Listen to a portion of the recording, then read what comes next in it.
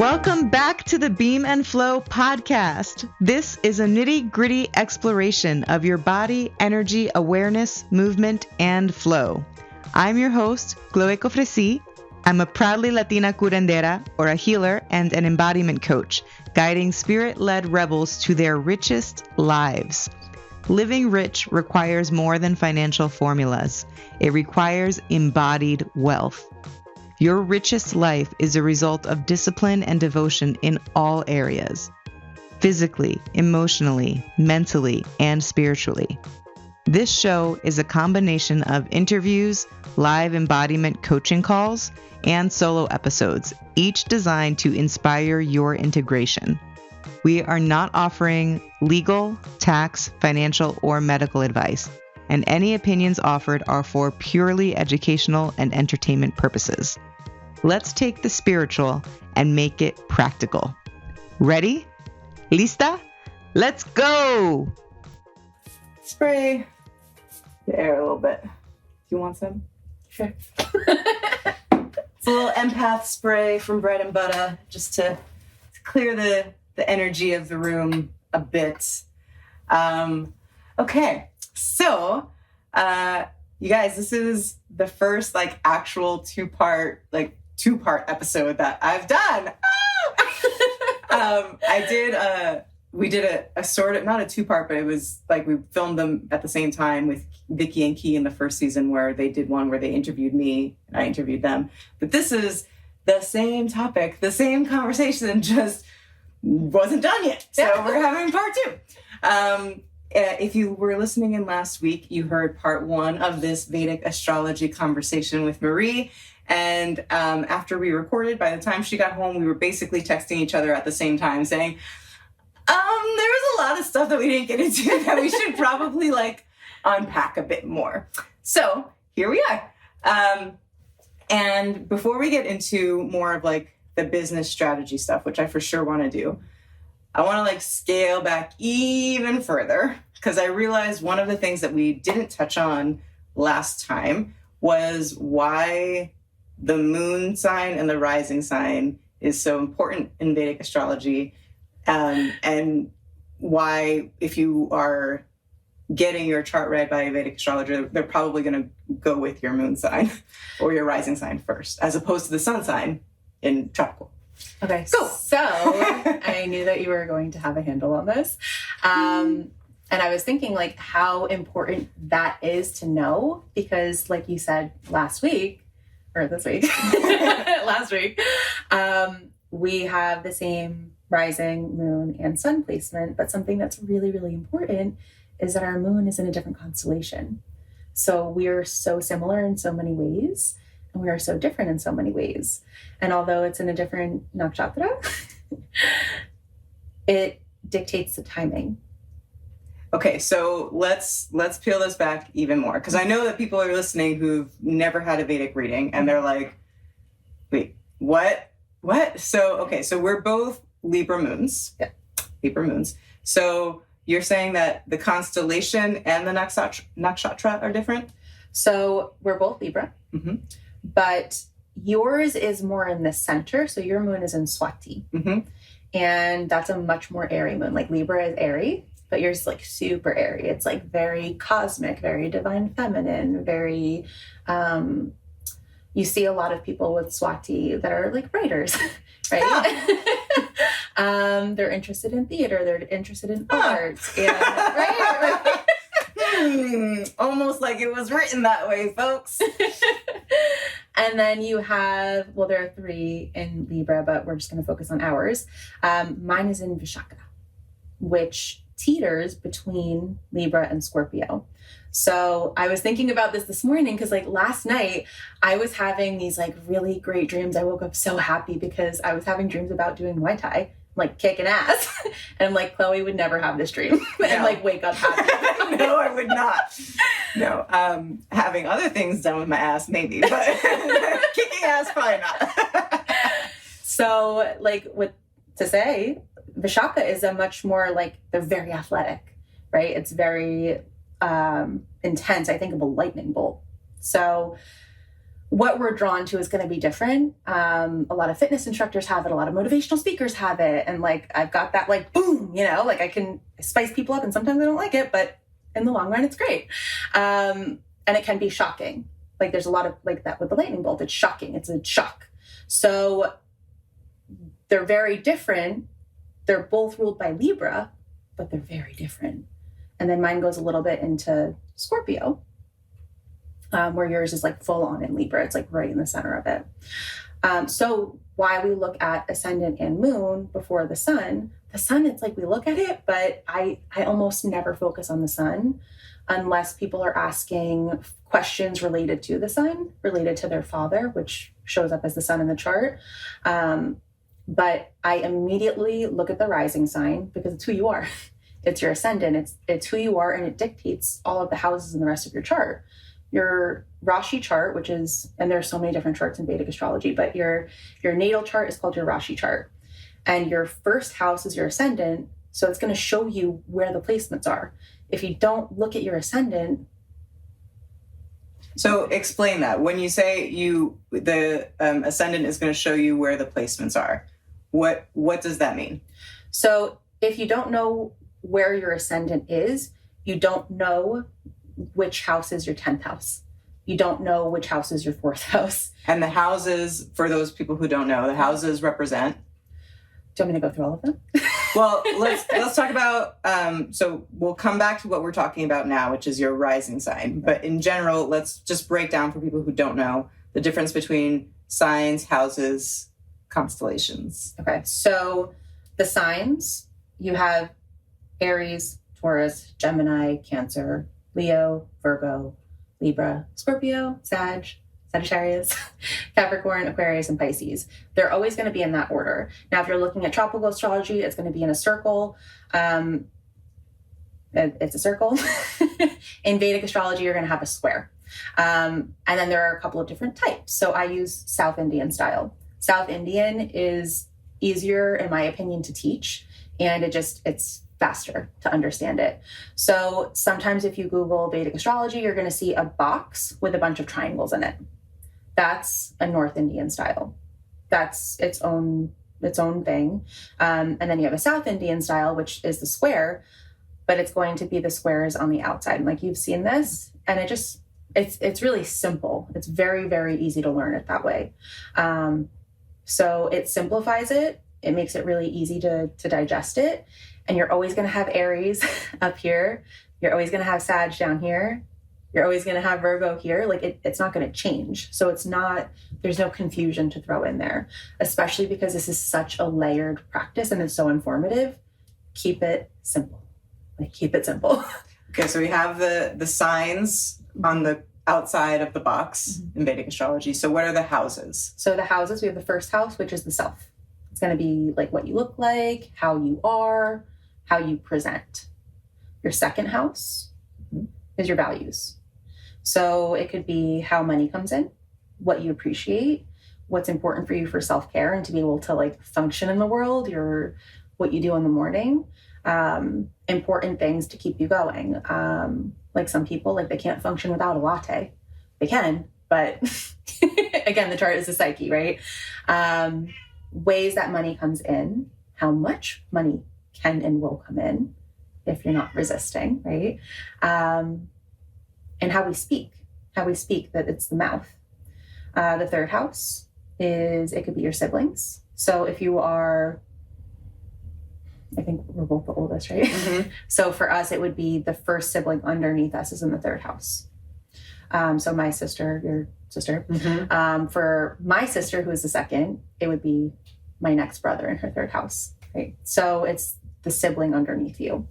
It's also early learning. So like kindergarten, middle school, all of those things, elementary school, what you learn in those. So like your language, it's ruled by Mercury.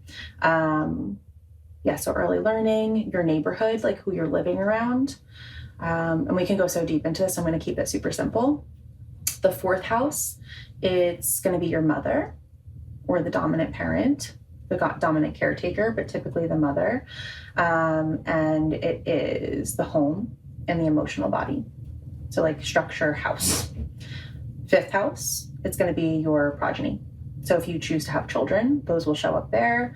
Your creativity, it's literally anything that you're creating. So it could be a business, whatever you're birthing, like creating, birthing. So children, business, cookies, muffins, stromboli, I don't know, whatever you're making. But anything that you're creating, it's also romance and it's also lovers. So non-committed relationships. So the 6th house. Yes, the 6th house is going to be the tricky house. No. But tricky because it's a little bit like 6, 8, and 12 are things that are a little bit more taboo. 8th house is the most taboo, but 6th house has that little taboo edge because it's debt, it's enemies, and those are like the shadow sides of it. So it's your self-care. It's like your morning routine, how you take care of yourself, your fitness, your movement, your stretching, how you're nourishing yourself, what you're listening to every day. But again, it's like debt, legal, any legal issues. I'll leave it at that for now. 7th house is going to be relationships that are committed or have a contract. So it could be business relationships, and it could be marriages. Now, some teachers will say that if you're not married, you and that partner are always 5th house. But I have seen shifts in my behavior that shift into 7th house behavior when it activates. So like when you shift into 7th house, the relationship will change. Like you change. Okay. So I believe that it's when a contract is signed. So like if you sign a lease together, when you move in together, and if you commit to each other, like it's truly monogamous and you're committed to each other, that would also do it. I think contracts do make a big difference, like sharing a bank account, you know, all of those things. 8th house, that's a super taboo. Sex, money, power. Okay. So it's going to be exactly what it is. Anything sex related, it's also the subconscious. The 12th house is also the subconscious. But 8th house energy, it's going to be like occult practices. It's going to be things that you're ashamed of will show up there that you don't need to be. What you like sexually, like what your sex life is going to be like, what your intimate relationships are going to be like, even if sex isn't involved. It could also be windfall. It could be inheritance. It's other people's money. It's dealing with other people's money. So I've seen a lot of people with a lot of 8th house energy have to work with the shame and the guilt around like people paying for things for them. But that's literally their karma because they have a full 8th house. And it's like, that's just the deal. It's just what you decided. Mm-hmm. So just accept it and love it and move on. 9th house is, and the 8th house is also known as the dungeon or the basement, right? It's the dark. So 9th house is higher learning. So higher learning in the form of university or college, spirituality, religion. A lot of the time, like father energetics will be there. But any type of like higher learning, spiritual awakening, spirituality, don't believe it. Oh, foreign travel would also be there. That's also 12th house too. But they're both ruled by Jupiter. So 10th house is going to be your career and your reputation, like how people see you, like big groups. 11th house, I look at this for like networking, large events, how we interact in the world and how people see us and how we move in large groups. So it's much more like big and out there. So like right now there's a lot, the natal 11th house or the natural 11th house is full. So there's a ton of online courses. So everyone is expanding using the power of the internet, right? Like everything is so accessible and everyone is able to create these communities. Community is huge right now. Like everyone's on like school and whatever the other platforms are to create community. And the 12th house is the deep, deep subconscious. So it is also the attic, right? 8th house is basement, 12th house is attic. So this is like the dream space. And in the dream space, it's going to be like, think of places that are quiet and where you are, I don't want to say forced, but you really are forced to go in.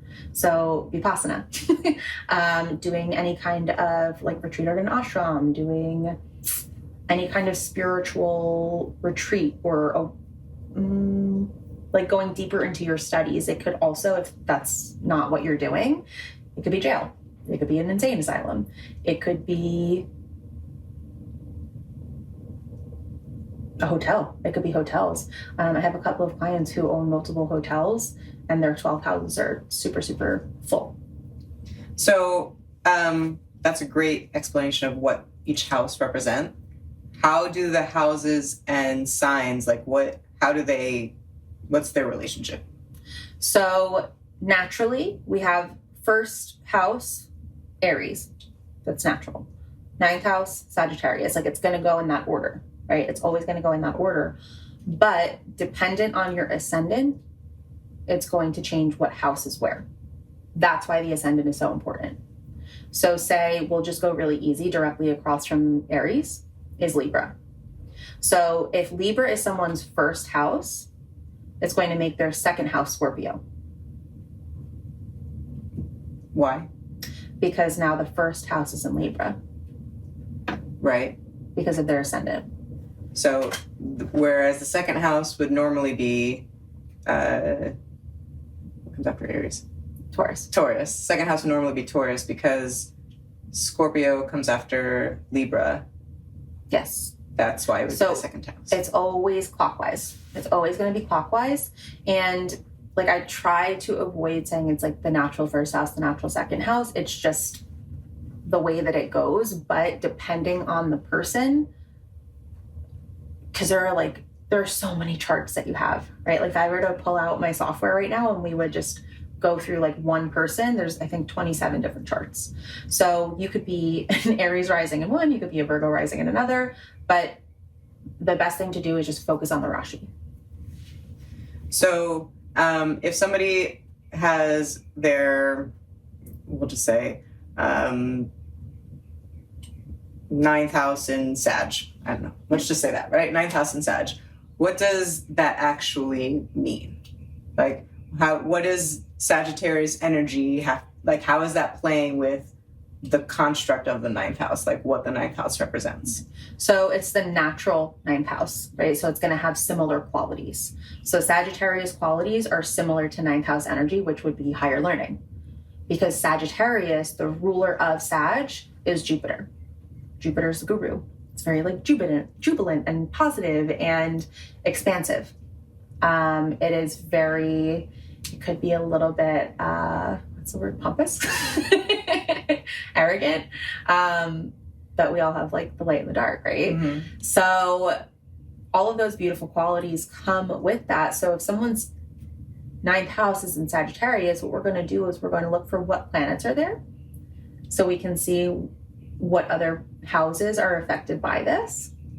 And we're going to look for where Jupiter is in that person's chart to determine what their ninth house truly means and how big of a deal in this lifetime that is for them. So that brings in another aspect that we haven't talked about yet. So we've talked about the signs, we've talked about the houses.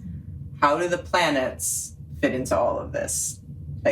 If somebody had no idea, mm-hmm. and you just said something about Jupiter, and we're talking about, at that point we were talking about Sagittarius. So somebody's wait a minute. First I got the Sagittarius, I got the house. Now what the hell is the planet doing? What's that connection? What is that about? So all of the constellations have planetary rulership. And that is it's another piece to give us information, right? It's on those, we watched a lot of Law and Order and crime shows in my house. When they're trying to find the killer and it's one thumbtack is here and then another one is here and they connect the dots on right, crime shows. So that's kind of what we're doing, but there's no crime involved. We're doing light work. So it's, right, we have Sag down here and we're going to look for Jupiter. Say Jupiter is in that great place in Cancer. So it's up over here. So we're going to put two thumbtacks and we're going to bring that line over.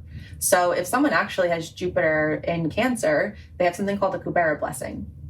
So it's unlimited wealth. They're always taken care of. Wealth is also perception, though. Right? Someone could have $1 million and they're $5 million.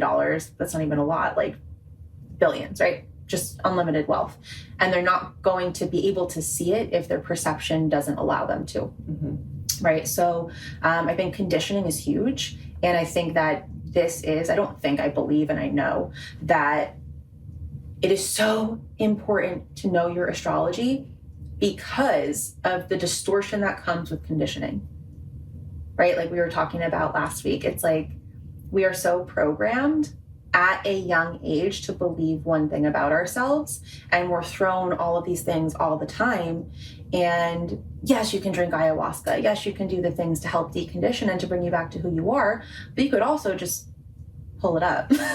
Like you could also just pull it up and have a really, really easy read to be like, oh, okay, that's the path. For example, me, like I have a lot of things that make fashion work in my chart, but that's not my dharma. That was part of it, and it led me to where I am. I have a lot of tools in my toolbox from working in fashion. So many, right? My precise qualities. But it also makes me a really great hypnotist, right? It makes me really, really great at working with the subconscious. But is that my dharma? No. And if I didn't see my chart, I would have probably been Miranda Priestley, right? Yeah.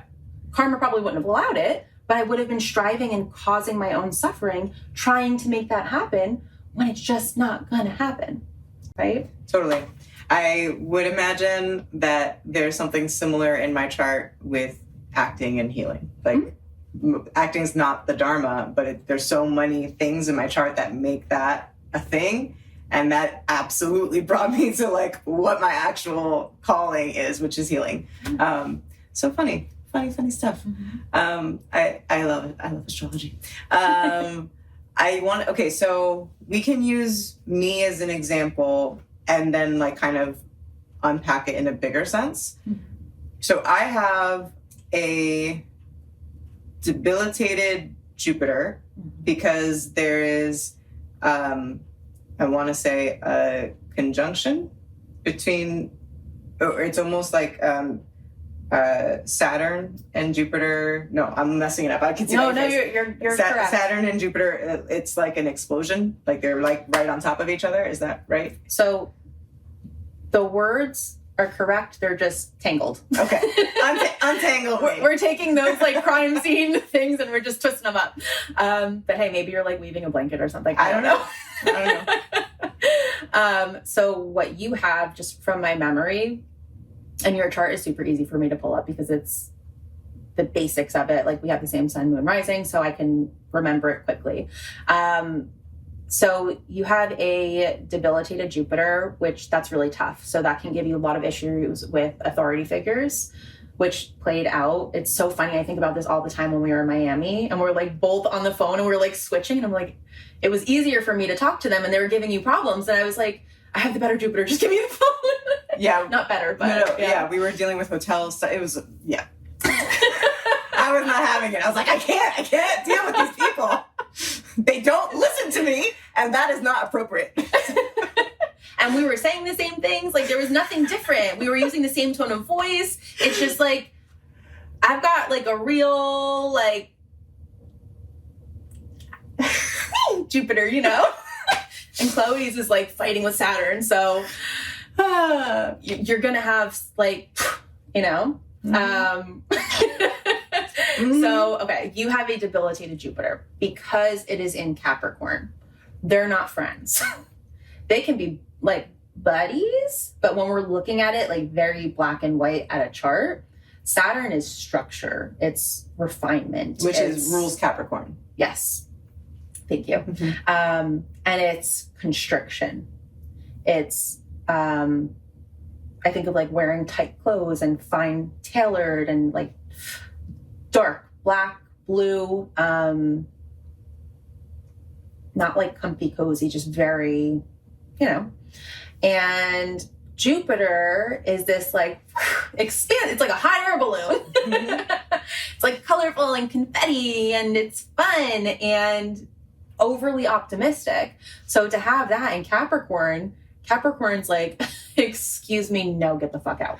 So that can cause some problems because it's like literally like that conversation. Like I'm watching this, you talk on the phone with the hotel and I'm like, this is literally happening before my eyes. Like it was almost like I couldn't believe it because it was actually playing out. I'd never actually seen it play out like that. So it was really cool. So thank you for suffering through that. That's is to suffer for everyone else. So we're gonna work on that narrative. Yep. We've already worked on it. That's an old narrative. I'm saying that because we're joking, and she knows that I don't actually mean that. But I don't actually mean that. For those of you who don't know that I'm joking, I don't actually mean that. I know that that's not what my life's purpose is. So the wham bam for you is that you have Saturn in Scorpio, which it also does not like to be there. So Jupiter doesn't want to be in Capricorn. Saturn doesn't want to be in Scorpio. Nothing wants to be where it wants to be. But the thing is like, I've noticed, me personally, I love people with like a Saturn and Mars, like they're together. Because like, although astrology says that they're not buddies, I'm like, fuck yeah, they're buddies. They're like disciplined and militant and they get shit done. But they're both really frustrating. Like, they can be so frustrating. So to have Saturn in Scorpio, which is ruled by Mars, Pluto, and Ketu, that's like taking... Saturn is very airy. The qualities are very airy. It's very, I think of like the Tin Man, you know, like the squeaky. Sorry. I'm just thinking of like the visual looking like an 80s music video. But it's that like squeaky, you need to oil it up. But it's like very tall and thin. And, you know, a lot of Saturn people will have those qualities in their body. And it's very dry. And then you go into the Scorpio realm and it's humid. It's kind of like you're near a volcano that is like about to erupt, but not quite. So everything is like really steamy and wet. And it's almost like there's a lot of hot water. There's a lot of steam, and you have to watch where you're stepping because it could, like a geyser, right? So to have Saturn in that realm, it's just kind of like, it's very uncomfortable. It's very uncomfortable. So I see so many women with this specifically who have insane menstrual problems because in medical astrology, Scorpio is the womb area, right? Libra is, but Scorpio is like the womb, the digest, like the large intestine. But people will have problems like pooping, and they'll have a lot of issues with like endometriosis and a lot of like fertility issues, things of that nature. And they'll be more lit up when planets are moving through there and transiting, because everything is always moving, right? Your chart is just what was there at the time of your birth, at the exact minute. And then as planets continue to move, because, you know, other people have to be born. Oh, right. Yeah. Not just about me. It will highlight certain parts of you, right? So, say Saturn was coming through there, that would have been your Saturn return, and that would have been really, really rough for that part of your body, right? Mm-hmm. But also how taxing it is on your subconscious and on your mind, and having to really work through the dark parts of that, right? I know a lot of people that were going through their Saturn return at that time, and like some people didn't make it, right? It's dark. It can be really, really dark. So Saturn is not comfortable in Scorpio, and Jupiter's not comfortable in Capricorn with Saturn. So what I have experienced and how I've processed this conversation in the past is that there's this tension in me of like wanting to expand and isolating, closing off. Mm-hmm. So I'm just going to kind of talk through what has been working really well over the past 9 months or so. And then we'll look at astrologically, like how those two dynamics were playing out. So I would say for like the last 9 months or so have been extremely devoted to my Dharma, and to my own physical healing and wellness. I mean, I've always, that's like always there, but that's been an extra focus too. So I've been like, in the winter, I was waking up at 5. Now I'm waking up at 6 because of the time change with the sun. And really focused on the ordering of the day in a way that is keeping me present, right? And still, like, I had to intentionally I can get so focused when I'm lit up by my work that like I'll forget to have lunch, I'll forget to take a shower, like I will just be like in it, right? Really good example. Really good example. Yeah. And so what I had to do was say, okay, because I know that this is my natural proclivity to do this, after, let's say, 3 big things on my to-do list, I would stop, put on some reggaeton, and do like figure eights, dancing in figure eights, to literally shake things up, get my brain moving differently, and give myself the structure of play within all of that. So to me, I feel like I've kind of learned a big part of the lesson of these 2 placements in this 9 months and kind of operating this way. But I'm curious, like, as you hear that, what comes up for you in terms of, am I doing this the right way, coach? So what I absolutely love about that is that I'm going to repeat that your chart is your psyche, okay? And whatever you are thinking and what's going on in the mind is going to show itself, just because that's how vibration works, right? We're frequency beings. So if your natural frequency, which you chose to come into this life, so why would you change it? We can work through things, and we're going to strip away conditioning that keeps you from that, because that's what you chose, right? And we're going to own that fully and love the shit out of it. What you're doing when you're doing that is you're being really strategic with making the most out of what you have, right? So you're being really fucking smart. Thank you. Say more, please. So, like, if I'm going to use this as an example, right? If, say, your 8th house is, let's not do 8th house, let's do 12th house, right? And your 12th house is lit up right now. Rahu is there. So 12th house can be spirituality. It can be going on retreats. It could be staying in, which you've been doing, right? Like you've been chilling, right?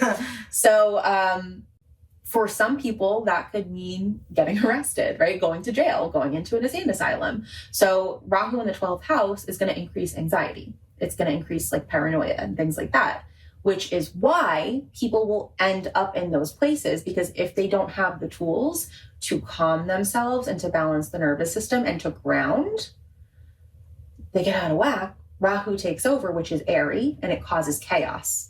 They can end up in an asylum. They can end up in jail because they do something, just I'm going to get straight to the point, stupid. They do something stupid. And if not, if they've got the tools, maybe they'll go on a spiritual retreat, or they'll know to just connect with themselves and take some space and hang out, right? And focus and do the thing. But to have it's also bed pleasures. I don't think I mentioned that before, but figuring out what you like, what you don't like. You know? We've been on a journey there. So one of my first teachers would say, like, he would tell this story all the time about someone who he specifically told, you're going to have this planet moving through your 12th house. Don't go outside. Stay at home and watch movies about jail. Just spend the night doing that. It was literally only this kid's couple of hours. And of course, the kid didn't listen. He's like a 16-year-old boy. He leaves his house to go smoke weed with his friends. This is before anything was legalized. And he's smoking with his friends, and a cop comes by and they throw the weed in a bush. They get away with it. He's like, oh, right? He goes home. His friend texts him an hour later. He's like, hey, we have to go back and get the stuff. And like, he got away with it, right? Like, he was home free. I'm already. He literally was just like, I gotta do it. It's compulsive, right? He's like, I gotta go. He goes and he gets arrested, right? He gets brought home, and there was, whatever happened. I don't know the details, but that's a really good example. If he just stayed home and it played out in his psyche by him watching those movies, that would have been it playing out, right? So for you to be playing out the expansion, the structure, and all of it like in the same day and taking the time to do that. Now, if you wanted to level up and but we don't want to make anything obsessive, right? You can download an ephemeris, you can download Aura Watch, and you can have that. Like I have widgets on my phone, so I can see the nakshatra and I can see the hour, right? So like if you're in the Jupiter hour, get up and dance, expand, like take up space. If you're in the Saturn hour, discipline, get shit done, right? Yeah. Cool. I like that.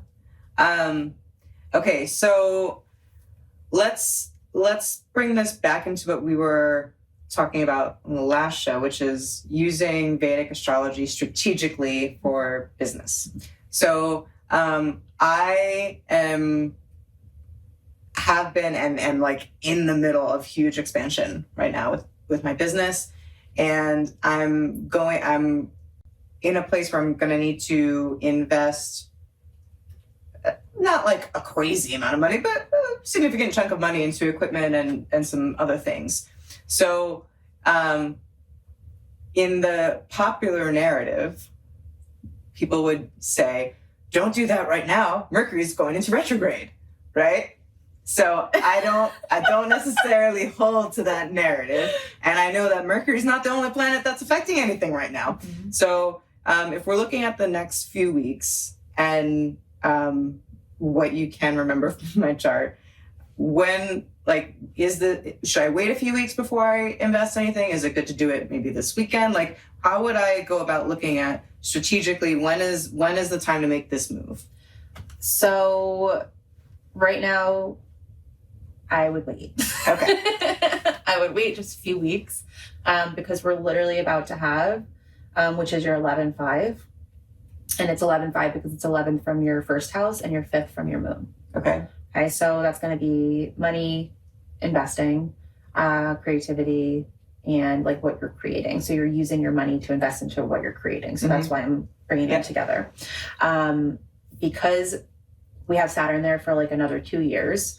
Venus is there, which that's super, super fantastic for what you want to do. But Mars is also there. And because Mars is there, it's going to make you feel like you need to do this right this second, right? But the thing is, you don't have to. You can, but it'll be easier if you wait. Why will it be easier? Because Mars isn't going to be there with Saturn doing that thing. Because they're about to be really, really close where they're like... Okay. So say what that could cause is, say you order something online, you're not going to get it in the mail until after it's done anyway. Yeah. So like if you were to wait to order it, you're probably going to have it shipped here the same day. So just wait. It's kind of funny that we're talking about this because literally before, like 20 minutes before we started recording, there was an issue with the payments to some of my employees because of the bank and technology and things. And I was just like, I mean, the money's literally there and I can't send it to you. Like, it's not me. I can't do it. I can also give you a pro tip, which you've seen me do before. So now another difference between myself and Chloe's charts, our ascendant, our moon, and our sun are in the same places, but all of our other planets are in completely different places, like totally different. So I don't remember where your Mars is. It's in Libra. Okay, cool. So you have a Venusian Mars. Mine is as Mars as it gets. So I'm like real fiery. And I'm like, let's just find a solution. It's fine. Like it doesn't come down. And I'm like the bull. I'm like ready to attack and kill things and seek and destroy. And like, I think of things like, I don't know, whatever. But basically I'm always ready to go with force and with fire. So, and I'm like, let's smoke a joint. It's fine. You're fine. I'm like, no, we have to kill it. We have to destroy it. With love. And a lot of muscle, but muscle, fire, all of it. Oh my gosh, where was I going? Okay, so because my Mars is really high in a Mars ruled sign, it can cause, right, we've talked about this, delays.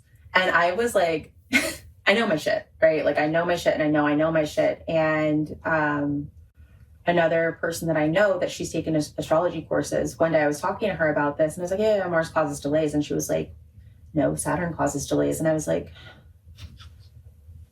I want you to like really think about this. And this is the problem too, when we're just looking at things and we're reading it in a book and we're just listening from a teacher because, right, on paper, Saturn causes delays because it's slow and it's meticulous. And I always think of like Bueller, like that energy, right? It's just like, do it really slow and it's okay. And there's no rush. And like the sloth with the DMV within Zootopia. So when you actually look at it, yes, Saturn has those qualities that will cause delay and slow things down, but for wisdom and to teach you patience. Okay. And Mars causes delays because Mars always wants to rush things and get it done. It's impulsive, right? And everything has to be like, I'm thinking, it's so funny because I grew up watching like Arnold Schwarzenegger movies and like Sylvester Stallone and, you know, these like war movies. And like, duh, of course, the Mongolia chick is going to have like war movies all the time. Like there's a lot of blood, there's a lot of explosions. That's Mars. Can we say how funny it is that my experience growing up was romantic comedies? That makes so much sense. Right? Okay. Mine was not that at all. That was not mine. I mean, you can even hear him like talking about like we're watching crime shows all the time, like Law and Order SPD. Like who lets their 6-year-old watch that? Our Wi-Fi password was Predator. Like, yeah, so a whole house of that.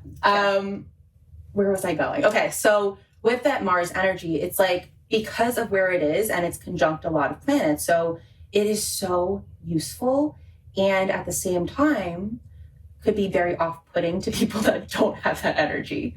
But I have so much medicine to give the world that it's like I could let that get in the way of me serving, or I could just pour some milk over it. Right? And like we've talked about this, like I did the math and I was like, what's causing these delays? I looked back at a reading that I had done in India and I was like, great, it's the Magala Gadanta. And that's when Mars is really, really high and it can cause problems. So I'm going to come back to that conversation with that woman because she couldn't see how Mars could cause a delay. Mars is like getting in an accident, right? Because it's moving so fast. It's literally like when someone has Mars in their 8th house, I'm like, or their 6th house, I tell them, be careful because you could get in a car accident during this period. Just be careful. Like be more mindful, drive slower, and, you know, be mindful of that because the chances increase. So Mars, because it's fast, because it's impulsive, and it doesn't really think, it just does, it can cause delays because of that. Because you can be driving so fast. You'd be driving so fast. But if you're driving so fast that you get in an accident, you could be delayed a whole day. Or you miss the exit and you end up 4 hours. Yes. Which has happened to me. Driving from St. Louis to Pennsylvania and ended up in Chicago. So things that you can do to cool down the Mars, especially because of where it is milk. Like pour milk over, I pour it over a statue every Tuesday. Tuesday is ruled by Mars. It's a Mars day. Every Tuesday morning, I wake up and I set the intention and I say, please cool me down. Like, cool me down. And, you know, I say other things. It's a prayer, right? I don't actually say homie, you know, but. I mean, you can say homie when you pray. He's my little homie. He's Lord Maruga. He's the Mars deity. So I just hold on to him. I ask him for blessings, pour the milk over him. And I know that this is my psyche, right? Because Maruga is up in here somewhere. So I know that as I'm watching, like my brain, my mind are watching the milk go over this statue that is a piece of me, right? It's the symbol. Because I'm pouring the milk over it, milk is cooling, milk is nourishing, milk is loving. And I get so much work done on Tuesdays. Oh my goodness, I get so much work done because the heat, it cools the inflammation in the body. It's amazing. So you can do that. So this brings up 2 questions I want to ask. So with, you're saying I can use the milk cooling now because over the next few weeks, Mars is going to be making me feel like I need to just go. Yeah. But it's not really the best time for that. Okay, cool. So to cool the impulsive feeling, you can even take like a coconut milk bath. Cool. Do it on Tuesdays, do it on Saturdays. You want to hit both of them. Cool. Tuesdays and Saturdays also happen to be the days that I'm supposed to be vegetarian. And that has to do with the Saturn stuff too, right? Yeah. Because you have Saturn in Scorpio, which it's not crazy about. And that's ruled by Mars. So you want to like hit 2 of them at once or twice in a week. And basically you're just taking care of both of them. And like you could not, but it's better to be. I had somebody ask me the other day, have I noticed a difference since going vegetarian Tuesdays and Saturdays?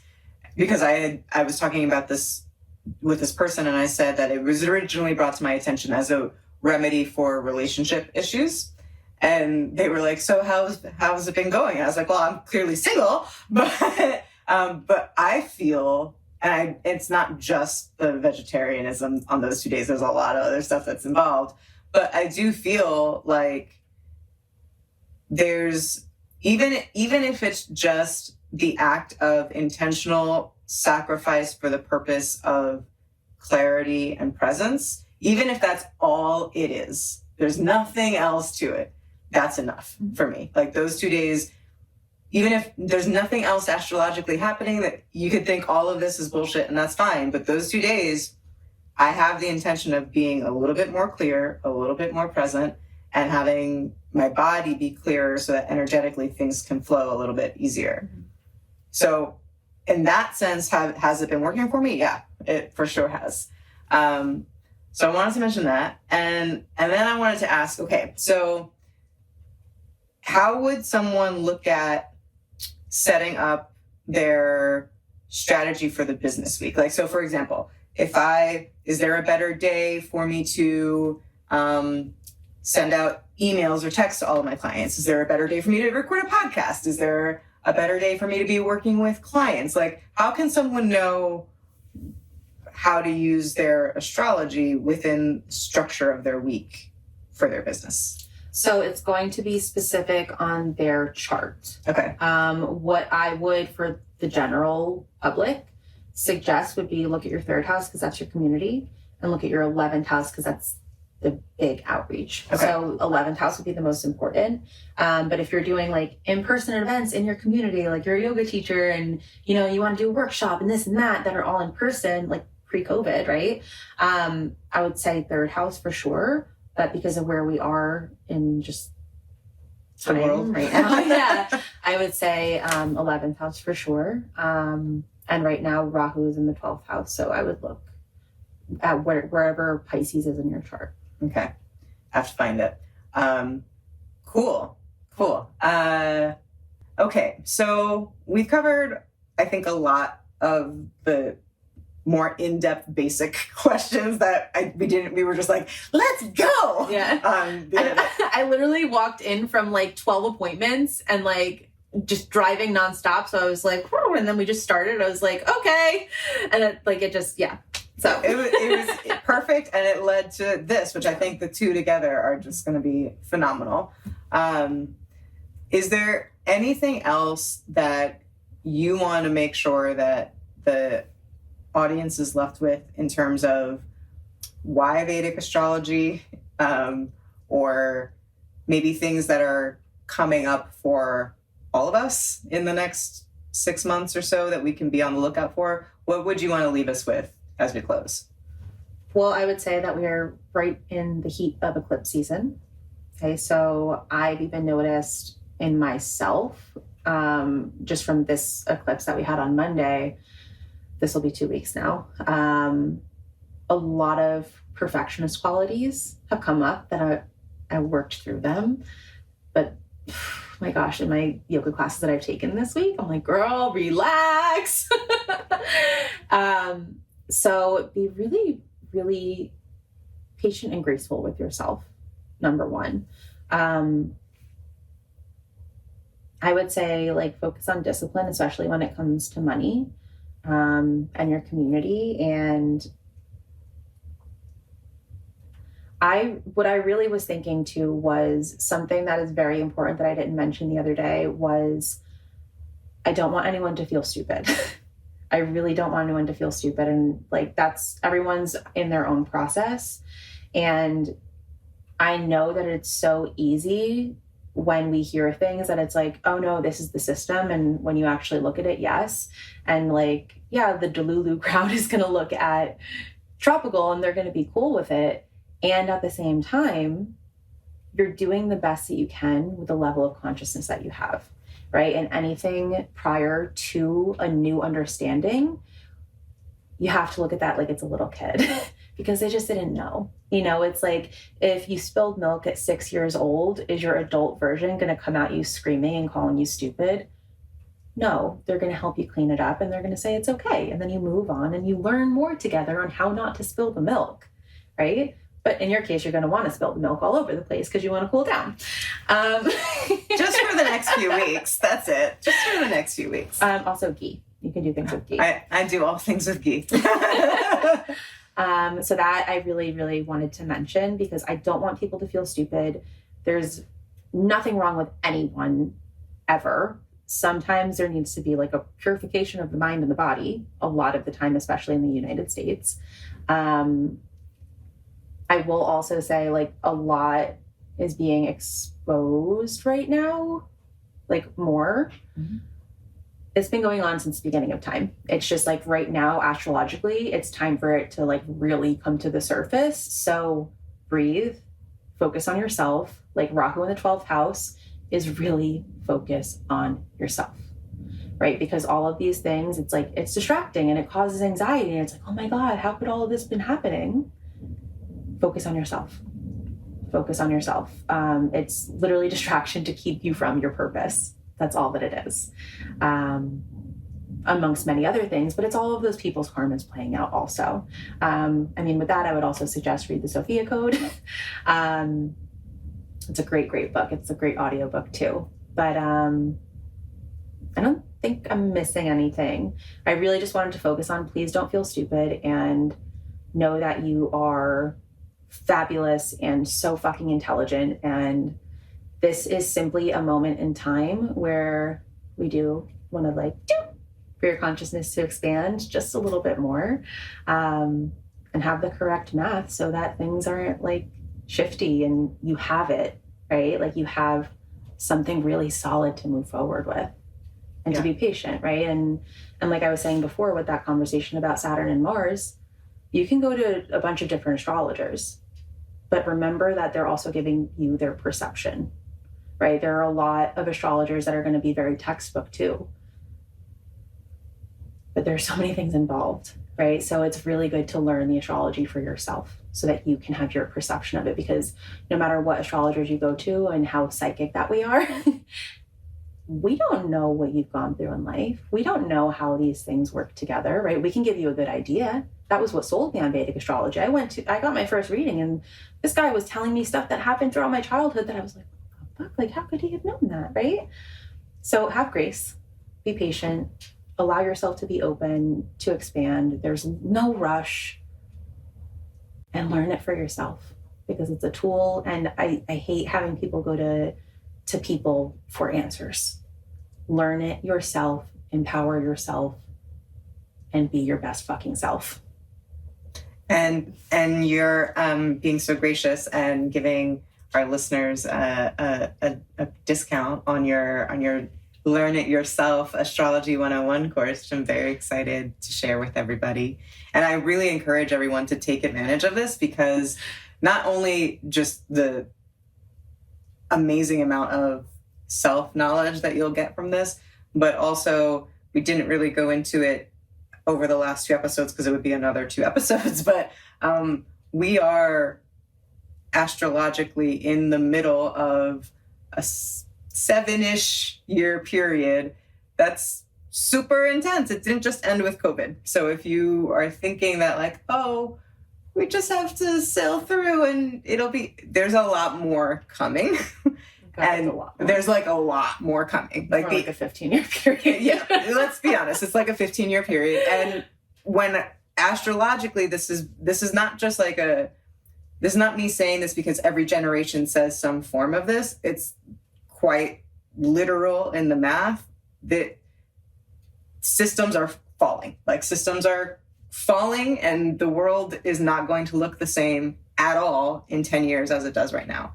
And that's not to scare anyone. There's actually a lot of hope and optimism in that because we can create the world and the earth and the lives that we want to be living.